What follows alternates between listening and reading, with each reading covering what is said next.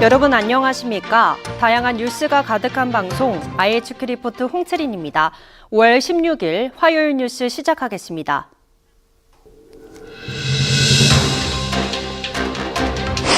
윤석열 대통령이 오는 19일에서 21일 일본 히로시마에서 개최되는 주요 7개국 정상회의에 참석합니다.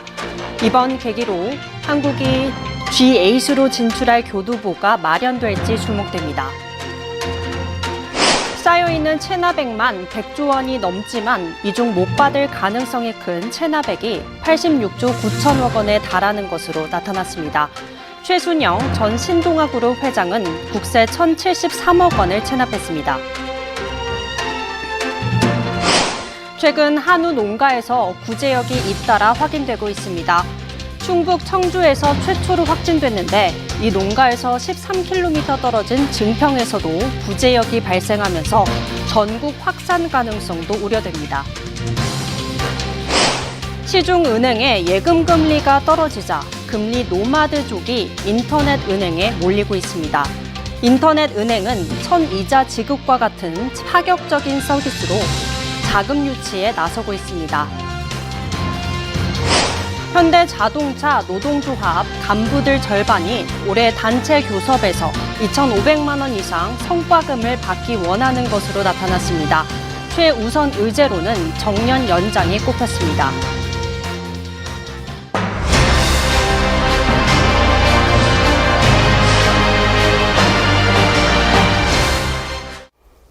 윤석열 대통령이 오는 19일에서 21일 일본 히로시마에서 개최되는 주요 7개국 정상회의에 참석합니다. 이번 계기로 한국이 G8으로 진출할 교두보가 마련될지 주목됩니다. 한국 대통령이 G7 정상회의에 참석하는 것은 이번이 4번째인데요. 미국, 영국, 프랑스, 독일, 이탈리아, 캐나다, 일본으로 구성된 G7은 선진국 클럽으로 불립니다. 정상회의에서는 G7만 참여하는 세션과 초청국들까지 함께하는 확대회의 세션이 따로 진행되는데 윤 대통령은 확대회의에 참석하게 됩니다. 미국 전문가들은 한국이 G7의 정식 회원국이 될 자격을 충분히 갖고 있는 것으로 보고 있다고 밝혔는데요. 미국 허드슨 연구소 아시아 태평양 안보 석좌 패트릭 크루니는 한국이 영국에 이어 G7 정상회의에 초청된 이유가 있다며 한국은 정말 같은 클럽의 일원이기 때문이라고 말했습니다. 다만 한국이 G7 정상회의를 계기로 주요국에 포함돼 G8으로 확대할 수 있다는 전망에 대해 미국은 가능성을 부인했습니다. 15일 미 국무부는 G8 확대 가능성에 대해 관련 논의에 대해 알지 못한다고 밝혔습니다.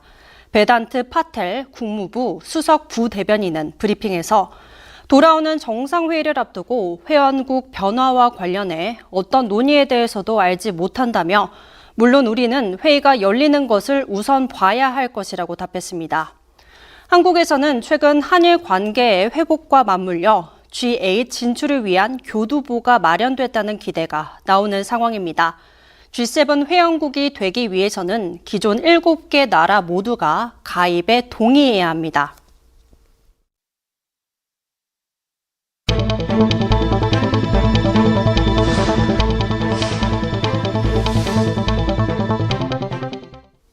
쌓여있는 체납액만 100조 원이 넘지만 이 중 못 받을 가능성이 큰 체납액이 86조 9천억 원에 달한 것으로 나타났습니다. 최순영 전 신동아그룹 회장은 국세 1,073억 원을 체납했습니다. 국세청 통계를 보면 지난해 말 기준 누계 체납액은 102조 5천억 원에 달했습니다. 이 중 징수 가능성이 큰 정리중 체납액은 전체 15.2%인 15조 6천억 원에 그쳤습니다. 못 받을 가능성이 큰 정리 보류 체납액이 86조 9천억 원인 것입니다. 가장 큰 이유는 체납자에게 드러난 재산이 없거나 체납자 소재를 파악하지 못하는 일이 많아서입니다. 최순영 전 신동아그룹 회장은 2003년부터 종합소득세 등 국세 1,073억 원을 내지 않고 있습니다. 범죄 수익의 경우 전체 추징액 대비 환수로 이어지는 금액은 1%에도 못 미치는 것으로 집계됐습니다. 지난해 말 기준 거둬들이지 못한 추징의 규모는 31조 4천억 원에 달합니다. 지난해 검찰이 환수한 추징금 규모는 1,009억 원입니다. 이는 전체 미집행 추징금의 0.3%에 불과한데요. 고 김우중 전 대우그룹 회장 등 임원들은 총 23조 358억 원의 추징금이 부과됐는데 이 중 거둬들인 돈은 약 900억 원 수준입니다. 2021년 사망한 전두환 전 대통령도 2,205억 원의 추징금 중 42%에 달하는 922억 원이 미집행 추징금으로 남아 있습니다. 최근 한우 농가에서 구제역이 잇따라 확인되고 있는데요. 충북 청주에서 최초로 확진됐는데 이 농가에서 13km 떨어진 증평에서도 구제역이 발생하면서 전국 확산 가능성도 우려됩니다. 15일 농림축산식품부에 따르면 전날 증평 소재 한우 농가에서 구제역이 확인된 데 이어 이날 최초 확진이 발생한 농가로부터 약 2.9km 떨어진 오창읍 농장에서 7번째 확진이 나왔습니다. 청주 이외 지역은 물론 청주에서도 감염이 계속되는 것입니다. 구제역 바이러스가 육지에서 최대 50km까지 전파된 적 있다는 보고를 감안하면 전국으로 확산할 가능성도 있습니다. 정부의 대량 한우 살처분이 축산 물가 상승으로 이어질 수 있다는 우려도 커지는데요. 한우 고기 유통상들이 구제역 추가 확산에 대비해 한우 고기를 사재기에 축산 물가가 오를 가능성이 제기됩니다. 또한 소에서 발병이 시작됐지만 돼지에게까지 감염될 수 있다는 점도 축산 물가 상승 우려를 더하는 요소인데요. 국내 유통 물량의 50% 이상이 미국, 호주 등 수입산인 소고기와 달리 돼지고기는 90% 이상이 국산이어서 구제역 발생에 영향을 크게 받기 때문입니다.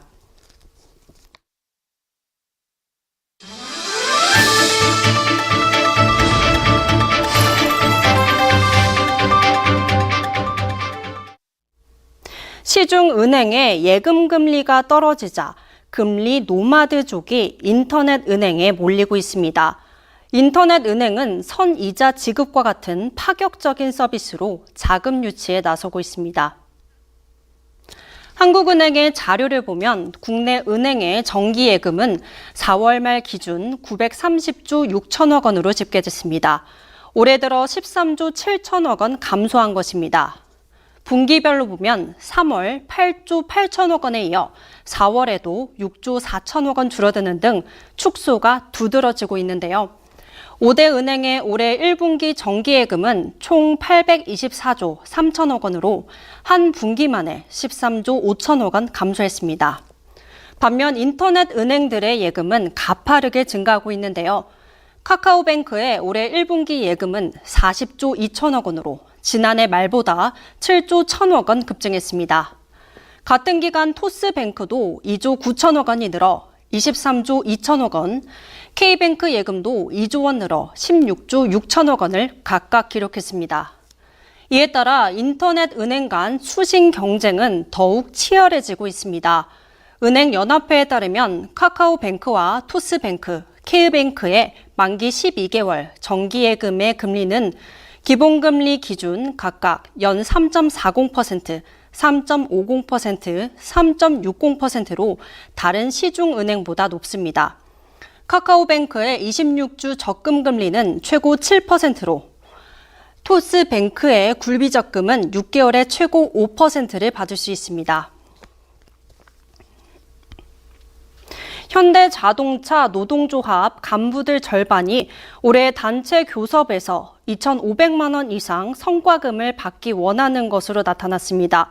최우선 의제로는 정년 연장이 꼽혔습니다.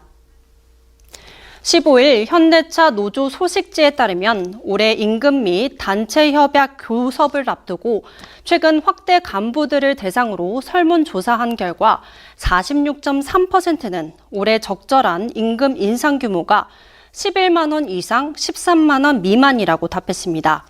성과금 지급 규모에 대해서는 2,500만 원 이상이란 답변이 49.2%로 가장 많았습니다. 또한 올해 별도 요구안에 담아야 할 안건으로는 정년 연장이 59.9%로 가장 많았고 상여금 800% 요구가 39.6%로 그 다음을 차지했습니다. 올해 가장 시급하게 해결해야 할 의제에서도 정년 연장이 1위를 차지했습니다. 협상 진행 방식을 묻는 질문에선 파업해서라도 요구안을 모두 쟁취해야 한다의 응답은 절반을 넘었습니다. 현대차 노조는 이런 설문조사를 참고해 올해 단체 교섭 요구안을 마련하고 다음 주 대의원 대회에서 확정할 예정입니다. 한편 현대차 노사는 최근 4년간 파업 없이 교섭을 마무리해왔습니다.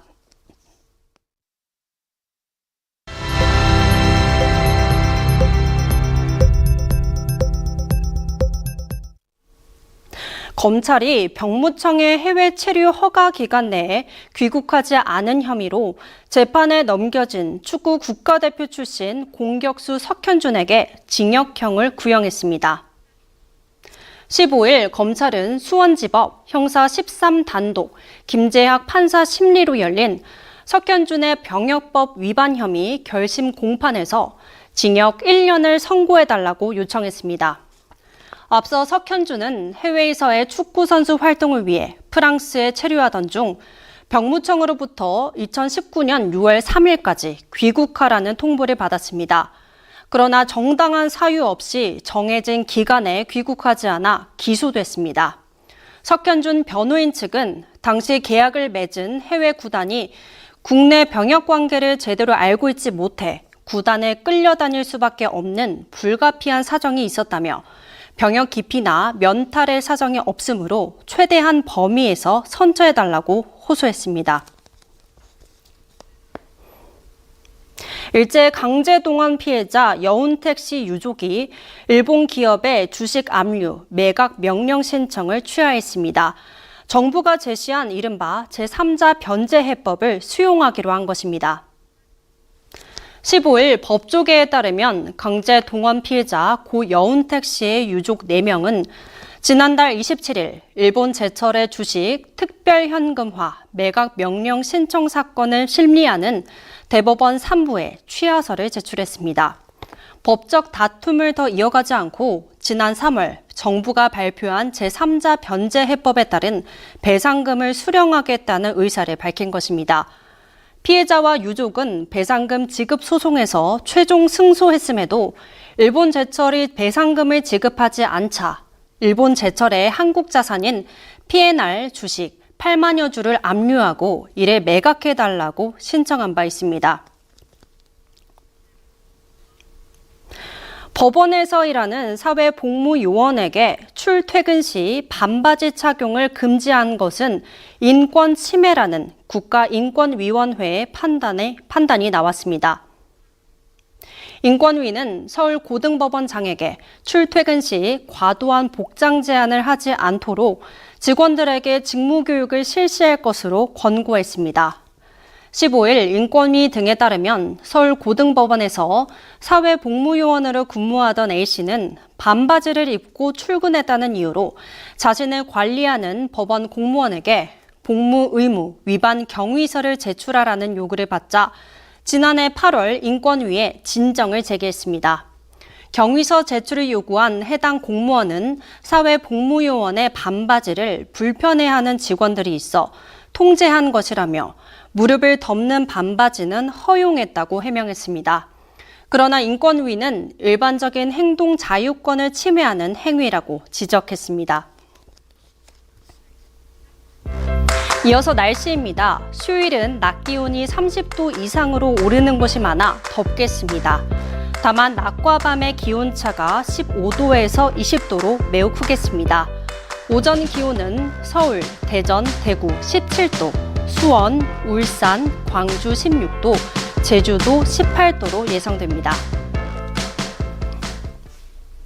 오늘 준비된 뉴스는 여기까지입니다. 화요일 IHK 리포트 마치겠습니다.